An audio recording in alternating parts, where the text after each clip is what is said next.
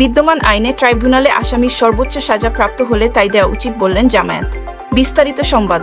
জামায়াতে ইসলামীর secretary general মিয়া গোলাম পরোয়ার বলেছেন, এখন আন্তর্জাতিক অপরাধ ট্রাইব্যুনালের বিচার প্রক্রিয়া স্বচ্ছ, চার্জ গঠন থেকে সাক্ষ্য সবকিছু মিডিয়ার মাধ্যমে জাতি দেখতে পাচ্ছে।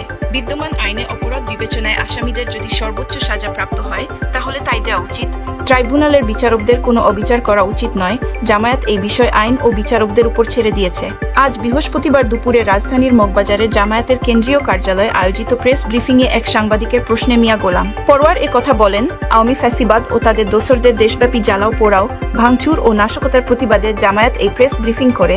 এতে এক সাংবাদিক প্রশ্ন করেন, আন্তর্জাতিক অপরাধ ট্রাইব্যুনালে জুলাই আগস্ট গণহত্যার বিচার চলছে, তারা জামায়াত কি ধরনের বিচার প্রত্যাশা করে? এর জবাব দেন মিয়া গোলাম পরোয়ার। আরেক প্রশ্নে মিয়া গোলাম পরোয়ার বলেন, গত বছরের জুলাই আগস্টে দেশের মানুষকে নিষ্ঠুরভাবে খুন করা হয়েছে।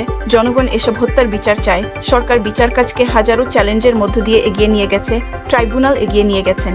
এজন্য জামায়াত সরকার ও ট্রাইব্যুনালকে ধন্যবাদ জানায়। জামায়াত আশা করে সব হুমকি ও রক্তচক্ষুকে এড়িয়ে আদালত তার রায় ঘোষণা করবেন। পর্যায়ক্রমে সব মামলার রায় ঘোষণা করা হবে। বিএনপির মহাসচিব মির্জা ফখরুল ইসলাম আলমগীরের সম্প্রতি দেওয়া একটি বক্তব্যের বিষয়ে মিয়া গোলাম পরোয়ারের বিষয়ে প্রতিক্রিয়া জানতে চাওয়া হয়। জবাবে তিনি বলেন, একটি দলের মহাসচিব আওয়ামী লীগের সব মামলা তুলে নেওয়ার কথা বলেছেন, সেটি গণমাধ্যমে এসেছে। এরপর তিনি সেই বক্তব্যের একটি ব্যাখ্যা দিয়েছেন।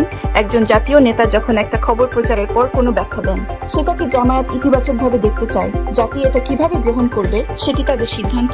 তবে জনগণ এই কথা ভালোভাবে নেয়নি।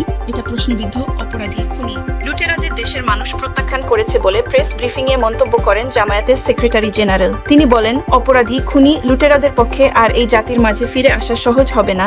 আওয়ামী লীগ অনলাইনে, সামাজিক যোগাযোগ মাধ্যমে যে হুমকি দিয়েছিল, দেশের মানুষ রাজপথে অবস্থান করে তা প্রতিহত করেছে বলে মন্তব্য করেন মিয়া গোলাম পরোয়ার।